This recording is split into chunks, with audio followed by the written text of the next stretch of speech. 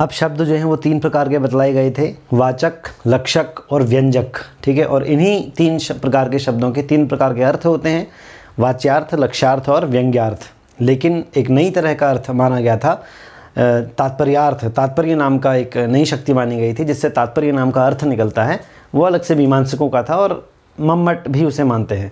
यहाँ पर हम आज बात करेंगे सबसे पहले वाचक शब्द की। वाचक, लक्षक और व्यंजक शब्द में से वाचक शब्द का क्या स्वरूप है उसके बारे में काव्य प्रकाश के द्वितीय उल्लास में आगे क्या बताया गया है। तो वाचक शब्द क्या है? असल में जो शब्द साक्षात संकेत किए गए अर्थ का बोध कराता है वह शब्द वाचक शब्द कहलाता है। अब इसमें एक शब्द आया है संकेत। ठीक है, साक्षात संकेत किए गए अर्थ का बोध कराता है। अब ये संकेत क्या है? संकेत का मतलब उपाधि, धर्म या विशेषण। ठीक है, उपाधि का मतलब ही संकेत है। असल में उपाधि का मतलब है कि वस्तु में रहने वाला उसका कोई धर्म या कोई विशेषण आदि। जैसे आग का धर्म है जलाना, तो वो उसकी उपाधि है, वो उसका धर्म है। तो जिस शब्द के उच्चारण से साक्षात संकेत किए गए, उसमें संकेत का मतलब उस उपाधि, आग बोला और आपको समझ में आ गया कि हाँ ये जलाती है, तो ये संकेत हो गया, उस अर्थ का बोध हो जाए तो वह उस अर्थ का बोध कराने वाला जो शब्द होगा उसे वाचक शब्द कहेंगे। काव्य प्रकाश में कहा गया है कि ये संकेत 4 चीज़ों का बोध कराता है। मतलब किसी भी शब्द का उच्चारण जब हम करते हैं तो संकेत का ग्रहण जब हम करते हैं तो 4 प्रकार का होता है। जैसे जाति, उस पदार्थ की, उस वस्तु की जाति क्या है, उसका गुण क्या है, क्रिया क्या है, और यदृच्छा होती है। जाति का मतलब जैसे मैंने एक शब्द बोला घट, ठीक है, तो घट माने घड़ा, घट शब्द बोला तो उसमें घटत्व जाति है। गुण का बोध हो जाएगा उसमें हमारे कि वह शुक्ल है, नील है, पीत है, रक्त है, लाल है, हरा है, पीला है। ठीक है, क्रिया का बोध हो जाएगा, अर्थ क्रिया कार्य तो उसका पता चल जाएगा, घड़े से पानी लाया जाता है। ठीक है, और यदृच्छा का मतलब होता है बोलने वाले की इच्छा की किस सेंस में वह बात कर रहा है। यदृच्छा का मतलब वक्ता के बोलने की इच्छा को यदृच्छा कहते हैं। तो वाचक शब्द समझ में आया। इसको और अच्छी तरह से समझते हैं कि जिस शब्द का जिस अर्थ या वस्तु में बिना व्यवधान के संकेत ग्रह किया जाता है, बिना व्यवधान के उस शब्द का उच्चारण करते ही बिना व्यवधान के हमें जाति, उस वस्तु की जाति, गुण, क्रिया और यदृच्छा का पता चल जाए, तो बिना व्यवधान के संकेत ग्रह किया जाता है जिस शब्द का उच्चारण करते ही, तो वह शब्द उस अर्थ का वाचक शब्द कहलाता है। वाचक कहलाता है असल में। शब्द को ही यहाँ वाचक, लक्षक और व्यंजक कहा गया है। ठीक है, और जिस शब्द का उच्चारण करने से हमें उस वस्तु के संकेत का ग्रहण नहीं होता तो वह शब्द भी उस वस्तु का वाचक नहीं कहलाता। ठीक है, सामान्य सा अर्थ है। अब यहाँ पर 4 चीज़ें आई, जाति, गुण, क्रिया और यदृच्छा। इन चारों में आपने संकेत ग्रह माना। एक यहाँ पर प्रश्न किया गया कि आपने व्यक्ति में संकेत ग्रह क्यों नहीं माना। व्यक्ति का क्या मतलब है? व्यक्ति का मतलब है इंडिविजुअल पर्सन। प्रत्येक की अपना अस्तित्व है जिसका, वह व्यक्ति है। जैसे अगर यहाँ पर 10 घड़े अगर रखे हुए हैं तो 10 व्यक्ति रखे हुए हैं, 10 घड़े व्यक्ति हैं यहाँ पर। ठीक है, 10 मार्कर रखे हुए हैं तो 10 मार्कर व्यक्ति हैं। ठीक है, हर एक की अपनी पहचान है। तो व्यक्ति बोलते हैं हर किसी की हर किसी का अपना जो अस्तित्व है वो अपने आप में एक व्यक्ति है, चाहे वो कोई भी वस्तु है, कोई भी पदार्थ है। तो आपने उस व्यक्ति में संकेत ग्रह क्यों नहीं माना? आपने जाति में माना, आपने उसके गुणों में संकेत ग्रह माना, आपने उसकी क्रिया जो की जाती थी उसमें माना, यदृच्छा बोलने वाले की इच्छा में भी आपने। लेकिन जिसको बोला जा रहा है, जिस शब्द को बताया जा रहा है, जिस वस्तु को बताया जा रहा है, उस वस्तु की बॉडी, उस वस्तु का अस्तित्व, उस वस्तु की उसके व्यक्ति में आपने क्यों नहीं माना? उस व्यक्ति में आपने संकेत का ग्रहण क्यों नहीं माना? ठीक है, ये एक प्रश्न पूछा गया। तो इन्होंने कहा कि व्यक्ति में संकेत ग्रह नहीं मानने के 2 कारण हैं। पहला कि यद्यपि जितने भी कार्य हम करते हैं, जो भी हमारे द्वारा कार्य किए जाते हैं, उनमें प्रवृत्ति और निवृत्ति का कारण कौन है? उस प्रवृत्ति और निवृत्ति के योग्य कौन है? व्यक्ति ही। अगर घड़ा लाना है तो हमें घड़े को ही तो उठाना पड़ेगा। एक घड़ा जो एक आकार है मिट्टी का बना हुआ, उसी को उठाना पड़ेगा, उसके बिना तो पानी आएगा नहीं। तो प्रवृत्ति और निवृत्ति का योग्य जो है असल में किसी भी कार्य में, प्रयोजनीय कार्य में, वह व्यक्ति ही है, वह एक आकार ही है। लेकिन व्यक्ति अनंत हैं इस संसार में। ठीक है, हजारों, लाखों, हर वस्तु जो है अनेक संख्या में विद्यमान है। तो अगर अनेक संख्या में अगर कोई विद्यमान है तो इससे क्या हो जाएगा? व्यभिचार दोष हो जाएगा। व्यभिचार दोष का मतलब अगर हम किसी शब्द का प्रयोग करेंगे तो वह अनेक व्यक्तियों में उसका अर्थ ग्रहण होने लगेगा, इसलिए एक व्यक्ति का वाचक नहीं होने के कारण। ठीक है, एक तो व्यभिचार दोष हो जाएगा। दूसरा, अगर मतलब जैसे कि घड़ा बोला तो और भी अन्य व्यक्तियों में भी, अन्य जो घड़े नहीं उनमें भी उसका जो है ग्रहण किया जाने लगेगा, क्योंकि शब्द का अर्थ व्यक्ति है। अब घड़ा व्यक्ति है, उन्हें क्या पता, घड़े शब्द का अर्थ व्यक्ति है और इस संसार में अनेकों पदार्थ विद्यमान हैं, सभी व्यक्ति हैं, अपने आप में एक अस्तित्व है उनका। तो एक व्यक्ति का उच्चारण करने के लिए सभी व्यक्ति में व्यभिचार दोष होने लग जाएगा, सभी व्यक्तियों का ग्रहण होने से व्यभिचार दोष होने लग जाएगा। दूसरा, यदि शब्द का अर्थ व्यक्ति माने तो क्या होने लगेगा, अगर हमने बोला कि सफ़ेद रंग का बैल जाता है, हमने एक वाक्य बोला, अब असल में सफ़ेद रंग का बैल जाता है, ये कितने व्यक्तियों को बता रहे हैं, एक ही व्यक्ति को बता रहा है, बैल। ठीक है, सफ़ेद रंग बैल में ही है। ठीक है, जाने वाली क्रिया बैल ही कर रहा है, तो ये सभी शब्द जो हैं मिल करके एक व्यक्ति को बता रहे हैं, बैल को, बैल व्यक्ति को। तो यदि हम शब्द का अर्थ व्यक्ति माने, संकेत ग्रह व्यक्ति में माने, तो इससे हमें प्रत्येक शब्द के अर्थ का भेद नहीं हो पाएगा। हम नहीं जान पाएंगे कि सफ़ेद क्या है, जाने की क्रिया क्या है, क्योंकि सभी शब्द का अर्थ क्या होगा, व्यक्ति होगा। तो इन सभी शब्दों का संकेत ग्रह एक व्यक्ति बैल में ही हो पाएगा। तो अलग अलग शब्द के अर्थ को हम नहीं जान पाएंगे। हम नहीं जान पाएंगे कि सफ़ेद क्या है, सफ़ेद का मतलब भी बैल व्यक्ति होगा, रंग का मतलब भी बैल व्यक्ति होगा, जाता है का अर्थ भी बैल व्यक्ति होगा। तो अलग अलग शब्द का अर्थ का भेद हम नहीं कर पाएंगे। इसीलिए व्यक्ति में संकेत ग्रह मानना जो है सही नहीं है, ऐसा कहा गया, क्योंकि सभी शब्द एक ही व्यक्तिवाचक हो जाएंगे। तो एक व्यभिचार दोष के कारण और एक ही व्यक्तिवाचक अर्थ संकेत ग्रह हो जाने के कारण हमने व्यक्ति में संकेत ग्रह क्यों नहीं माना। ठीक है, अब यहाँ पर जो उपाधि लिखा हुआ था, ये संकेत माने उपाधि, संकेत माने जाति, व्यक्ति, क्रिया नहीं, संकेत माने जाति, गुण, क्रिया और यदृच्छा।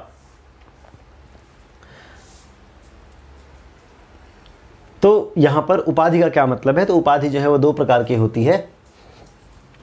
इसमें यदृच्छात्मक को यहाँ पर संज्ञा रूप कहा गया है, संज्ञा रूप है द्रव्यो वा। ठीक है, अब यहाँ पर उपाधि दो तरह की हो सकती है।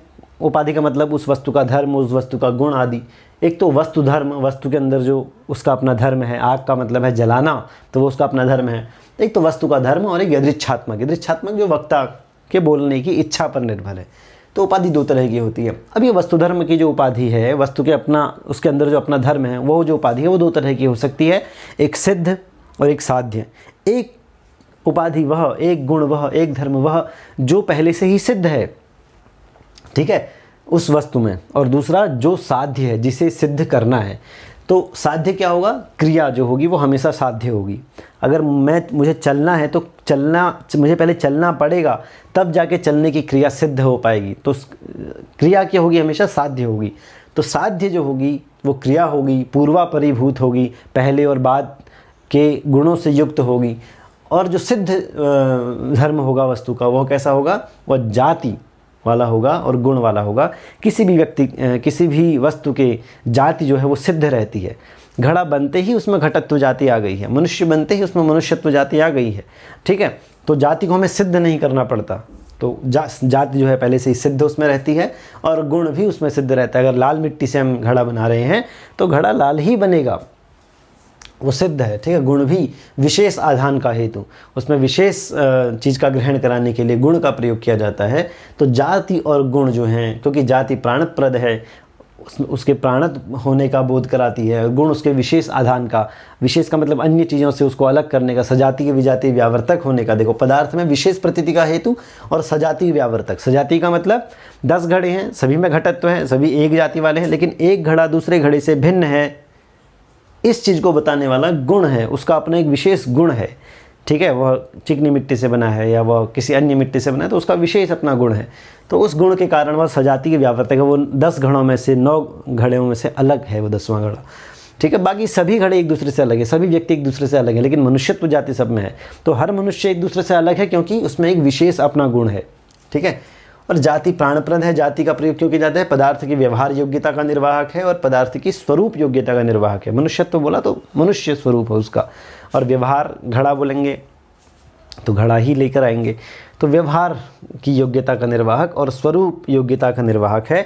इसीलिए वाक्यपदीयम, भर्तृहरि की जो वाक्यपदीयम है उसमें कहा गया है न ही गौ स्वरूपेण गौर नाप्य गौ, कि गौ जो है, गाय जो है, वो अपने स्वरूप के कारण, अपने ढांचे के कारण गाय नहीं है, या फिर अपने ढांचे के कारण गाय है, ऐसा नहीं है। गाय न तो अपने स्वरूप के कारण गाय है और न ही अपने स्वरूप के कारण गाय नहीं है। अगर वह गाय है तो गोत्वाभिसंबद्धातु गौ, वह उसमें गोत्व है, क्योंकि गोत्व जाति होने के कारण वह गाय है। इसलिए हम व्यक्ति में नहीं मानते हैं संकेत ग्रह को, जाति में मानते हैं। ठीक है, तो जाति समझ में आ गया, गुण समझ में आ गया, क्रिया समझ में आ गया। क्रिया साध्य रूप होती है, ठीक है, यह भी हमने जाना, साध्य रूप होती है क्रिया वस्तुधर्म में। जाति जो है वो प्राणप्रद होती है, सिद्ध होती है। गुण जो है वह विशेषाधान हेतु होता है, गुण भी सिद्ध होता है। जाति आप समझ ही गए हैं, गुण और क्रिया तीनों समझ गए हैं। अब यदृच्छा के रूप में यहाँ पर विचार किया गया है कि यदृच्छा क्या है। यदृच्छा का मतलब है, मैं अगर वक्ता हूँ तो मैं किसी वस्तु को किस नाम से बुलाता हूँ, वो मेरी इच्छा पर निर्भर करता है। मतलब मैं उसकी क्या संज्ञा करता हूँ, किस नाम से उसे बुलाता हूँ। ठीक है, नाम रखने का कारण जो है वो यदृच्छा है असल में। मैंने इसे पेन कहा क्योंकि मेरी इच्छा थी, तो पेन कहने का कारण क्या है, मेरी इच्छा है, यदृच्छा है। तो मैंने क्यों कहा उसका भी तो कारण रहा होगा। तो इसमें 2-3 कारण बता रखे हैं। एक तो है अल्प अंत्य बुद्धिग्राह्य।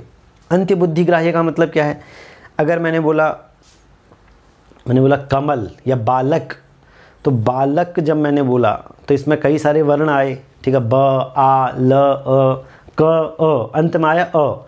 तो अंत में जब अ आया और उसके बाद वह शब्द समाप्त हो गया, वर्णों के संघात से, वर्णों के समूह से एक शब्द बना बालक। बालक के अंत में आया अ। उस अंतिम अ के उच्चारण के बाद ये पता चल गया कि बालक एक शब्द बना है। तो वर्णों के क्रमशः होने से अंतिम अक्षर अ आदि के अनुभव से जिसका भली भांति ग्रहण हो जाता है। ठीक है, जब मैंने बालक का पूरा उच्चारण किया, क में अ भी उच्चरित हो गया, तो हमें पता चला कि अब यहाँ पर ये शब्द समाप्त हो गया है, तो भली भांति उसका ग्रहण हो जाएगा। तो अंतिम अक्षर अ आदि के या ई आदि के इस तरह की अनुभव से जो है हमें उस शब्द के स्वरूप का भली भांति ग्रहण होता है, उसके अर्थ का भली भांति ग्रहण होता है। इसलिए यदृच्छा का पहला कारण बता रखा है अंत्य बुद्धिग्राह्य, अंतिम अक्षर। ठीक है, अंतिम अक्षर के अनुभव से जिसका ग्रहण होता है। दूसरा है संघृत क्रम। संघृत क्रम का मतलब है जब वर्णों का उच्चारण, वर्णों के समूह का उच्चारण करके हम किसी शब्द को बोलते हैं तो हमें उस वर्णों के क्रम का बोध नहीं रहता। बालक जब मैंने बोला तो बालक में मुझे इस चीज़ का ध्यान नहीं रहता कि कब मैंने ब में आ बोल दिया, कब ल उच्चारण बोला और कब वह समाप्त हुआ, फिर कब ल में जो अविद्यमान है उसका उच्चारण शुरू हुआ, फिर वह कब समाप्त हुआ। तो अक्षरों के क्रम का ध्यान नहीं रहता, इसलिए इसको संघृत क्रम कहा गया है। इसीलिए ऐसे डित्थ आदि शब्दों का स्वरूप, शब्द स्वरूप, डित्थ माने होता है बैल, तो बैल डित्थ शब्द का उदाहरण यहाँ पर दिया गया। डित्थ अगर मैंने बोला तो हमें इसका क्रम ध्यान में नहीं रहा कि कब ड में ई आया, कब वह समाप्त हुआ, फिर त आया था। ठीक है, तो ऐसा शब्द रूप जब क्या होता है, वक्ता द्वारा अपनी इच्छा से डित्थ आदि के वाच्य अर्थों में, डित्थ का मतलब बैल, तो डित्थ का वाच्यार्थ क्या हो गया, बैल हो गया। वह एक पिंड विशेष जिसे डित्थ के नाम से जाना जाता है, उन डित्थ आदि, उन वाच्य आदि अर्थों में कल्पित या स्थापित किया जाता है। तो स्वेच्छा से, अपनी इच्छा से कल्पित किया गया, स्थापित किया गया वह अर्थ जो है, वह शब्द जो है, ठीक है, अर्थ नहीं, वह शब्द, उस अर्थ में स्थापित किया गया, कल्पित किया गया वह शब्द जो है संज्ञा रूप है। वह शब्द जो है असल में उस पिंड विशेष की एक संज्ञा बन जाता है, एक नाम बन जाता है। तो इसे यदृच्छा कहा गया है। अब जैसे महाभाष्य में भी कहा गया है कि गौ, शुक्ल, चल, डित्थ, ये 4 शब्द दिए हैं। ये 4 शब्द जो हैं इनमें शब्दों की प्रवृत्ति 4 प्रकार की जाती है। वहाँ पर यही है, वहाँ गौ का मतलब है जाति, गौत्व जाति वाला। शुक्ल उसका गुण है सफ़ेद। चल चलनात्मक क्रिया है, तो क्रिया हो रही है। और डित्थ, डित्थ का मतलब बोलने की इच्छा हुई मेरी, डित्थ उसको, तो मैंने उसको डित्थ बोला। ठीक है, क्योंकि वो बाँझ है अगर गौ, तो मैंने उसको बैल बोल दिया। तो यदृच्छा के कारण, तो जाति, गुण, क्रिया और यदृच्छा, ये चारों चीज़ें जो हैं संकेत ग्रह में होती हैं। इनसे संकेत का ग्रहण होता है और उसी संकेत के अर्थ का बोध जो कराता है वह शब्द क्या कहलाता है, वाचक शब्द कहलाता है। जिस शब्द का उच्चारण करते ही साक्षात संकेत किए गए अर्थ का बोध हो जाता है, वह शब्द उस अर्थ का वाचक कहलाता है। ठीक है, चलिए अब यहाँ से जानते हैं कि ये जो जाति गुण क्रिया और गदृच्छा हैं ये भी एक दूसरे से भिन्न नहीं है, ये भी एक ही हैं। ठीक है, अलग अलग नहीं है। चलिए अब इसी प्रसंग में एक बात कही गई है कि वैशेषिक दर्शन में गुणों के बीच में परमाणु का पाठ होने के कारण परमाणु को भी गुण ही कहा गया है। वस्तुतः वो भी शब्द ही हैं, वो भी जाति शब्द ही हैं। ठीक है, ऐसा कहा गया है। यहाँ पर हमें ये जानना है कि गुण क्रिया गदृच्छा वास्तव में एक ही है। कैसे? अब इसमें दो मत हैं। मीमांसक कहता है कि नहीं अलग अलग हैं, यहाँ पर वर्णन है कि एक ही है। क्या है पूरा वर्णन समझते हैं। कह रहे हैं कि जैसे खड्ग, खड्ग का मतलब तलवार आपने देखी होगी, या छुरा जिसे कहते हैं। ठीक है, तलवार बहुत साफ़ होती है, जब उसमें अपना चित्र हम देख सकते हैं, अपनी छाया उसमें देख सकते हैं। खड्ग में, तेल में हमने अपनी छाया देखी, दर्पण में, शीशे में हमने अपनी छाया देखी। तो खड्ग में, तेल में, दर्पण में अगर हम अपनी छाया देखते हैं, उनका आलम्बन यदि हम करते हैं तो उन अलग अलग पदार्थों में अपने मुख का आलम्बन, अपने मुख को देखने से एक ही मुख हमें आश्रय भेद से अनेक प्रतीत होते हैं। ठीक है, एक ही मुख हमें अलग अलग आश्रय लेने के कारण अलग अलग प्रतीत होता है। या फिर दूध, शंख और चीनी, ये तीनों अलग अलग पदार्थ हैं, लेकिन उसमें सफ़ेद रंग जो है, उनका शुक्लत्व जो है वो शुक्ल एक ही है, शुक्ल गुण एक ही है, लेकिन आश्रय भेद के कारण वह भी अलग अलग प्रतीत होता है। चीनी का सफ़ेद रंग अलग लगता है, सफ़ेद शंख का अलग लगता है और दूध का अलग लगता है। उसी प्रकार भिन्न भिन्न द्रव्यों के आश्रय भेद से और उनके आलंबन से जाति गुण क्रिया और गदृच्छा भी आश्रय के भेद के कारण हमें अलग अलग प्रतीत होते हैं। ठीक है, वास्तव में ये सब एक ही होते हैं। भिन्न भिन्न पदार्थ का मतलब घटत्व, पटत्व, शुक्लत्व, पीतत्व, इस अलग अलग पदार्थों का आलंबन से एक ही ये जाति गुण क्रिया गदृच्छा, ये भी हमें अलग अलग चार रूप से दिखाई देते हैं, लेकिन वास्तव में ये सब एक ही हैं, ऐसा कहा गया है। मीमांसक जो है इस बात को नहीं मानते। मीमांसक कहते हैं ऐसा नहीं है, सिर्फ जाति ही एक है, बाकी सब एक दूसरे से अलग हैं। यहाँ तक कि शंख में, दूध में, चावल में, चीनी में ये जो हमें सफ़ेद रंग दिखाई दे रहा है ये भी एक दूसरे से भिन्न है, लेकिन इन सब में जो शुक्लत्व है, शुक्लत्व जो है वो एक ही है, उसको हम स्वीकारते हैं। मीमांसक कहता है कि अलग अलग पदार्थ में दिखने वाला शुक्ल गुण, सफ़ेद रंग, हमें अलग अलग ही है। ठीक है, लेकिन उन सभी अलग अलग शुक्ल गुणों में शुक्लत्व एक ही है, ऐसा हम मानते हैं, उनकी जाति एक ही है। उदाहरण देता है, जैसे चावल और गुड़, गुड़ की पाक क्रिया, गुड़ नहीं गुड़, गुड़ को भी पकाया जाता है, आपने जानते होंगे। चावल से भात बनाया जाता है, उसको पकाने की क्रिया अलग है। गन्ने के रस से गुड़ बनाया जाता है, उसको पकाने की क्रिया अलग है। लेकिन दोनों पकाने की क्रियाओं में पाकत्व तो एक ही है। ठीक है, पाकत्व एक ही है। उसी प्रकार डित्थ शब्द का उच्चारण किया, डित्थ शब्द, डित्थ माने बैल, डित्थ शब्द का उच्चारण एक बालक ने किया, एक वृद्ध ने किया, एक तोते ने किया, शुक को सिखा दिया डित्थ बोलना, तो उसने उसका उच्चारण किया।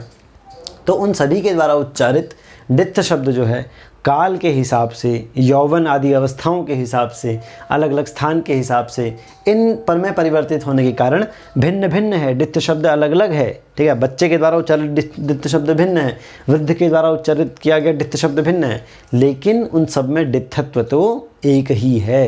ठीक है, उसी प्रकार यद्यपि शुक्ल चावल, दूध, चावल, चीनी, शंख इत्यादि में शुक्लत्व जो है एक ही है, लेकिन इन सब का शुक्ल गुण भी भिन्न भिन्न है। इस तरह से उदाहरणों के द्वारा इसको सिद्ध किया गया। अतः इन्होंने कहा मीमांसकों ने कि हम ये मानते हैं कि शुक्लत्व एक ही है, जाति, इसीलिए हम समस्त शब्दों का संकेत जो है, संकेत का मतलब उनकी प्रवृत्ति निमित्त, उनमें प्रवृत्ति होने का कारण जो है वह जाति ही है, जाति को ही मानते हैं, गुण क्रिया गदृच्छा को नहीं मानते। ऐसा इन्होंने कहा है मीमांसकों ने। ठीक है, न्यायिक इसमें कुछ अलग बोलते हैं। वो कहते हैं कि जाति विशिष्ट व्यक्ति, यानी कि जाति वाला व्यक्ति, वही जो है शब्द का अर्थ है। ठीक है, ये व्यक्ति में मानते हैं संकेतक ग्रह। बौद्ध जो है वो कहते हैं अपोह ही शब्द का अर्थ है। अपोह का मतलब अतद व्यावृत्त। ठीक है, अपोह देखो हर किसी का कहने का अलग तरीका है। मैं बोलता हूँ यह बिल्ली है, ठीक है, बौद्ध बोलेंगे क्योंकि अन्य चीज़ें बिल्ली नहीं हैं इसलिए यह बिल्ली है, तो इसे अपोह कहते हैं, अतद व्यावृत्त, अन्य चीज़ों से भिन्न। तो इसको ही वो शब्द का अर्थ मानते हैं। तो इस तरह से इस विषय में अलग अलग मत भी हैं। और अब पूरे निष्कर्ष कंक्लूजन के तौर पर हम ये समझे कि संकेतित अर्थ का बोध जब हमें होता है तो वह शब्द उसका वाचक शब्द कहलाता है। जिस शब्द से बिना व्यवधान के हमें संकेतित अर्थ का बोध हो जाता है तो मुख्य अर्थ, संकेतित अर्थ का मतलब मुख्य अर्थ, और मुख्य अर्थ का बोध कराने वाली जो शक्ति है वो है अभिधा शक्ति। इसलिए अभिधा को हम क्या मानेंगे? संकेतित अर्थ के विषय में शब्द का मुख्य व्यापार या मुख्य वृत्ति या फिर बिना व्यवधान के किए जाने वाला व्यवहार। मेरे सामने घड़ा रखा हुआ है और मैंने बिना कुछ सोचे समझे मैंने उसे घड़ा कह दिया और उसमें कोई आपत्ति भी किसी को नहीं है। वह शब्द उस अर्थ को बता रहा है, उस वस्तु के बारे में बता रहा है, उसकी गुण क्रिया जाति यदृच्छा सबके बारे में वो बता रहा है। तो बिना बाधा के मैंने व्यवहार किया, तो इसलिए हम इसको क्या मानेंगे? अभिधा शक्ति के द्वारा वाच्यार्थ का ग्रहण। ठीक है, अभिधा शक्ति का प्रयोग और वाचक शब्द के द्वारा वाच्यार्थ का ग्रहण, तो इसे हम अभिधा शक्ति कहते हैं। यही है अभिधा शक्ति काव्य प्रकाश के अनुसार। अब अभिधा शक्ति को जानने के बाद अब जानते हैं लक्षणा शक्ति के बारे में और लक्षक शब्द के बारे में।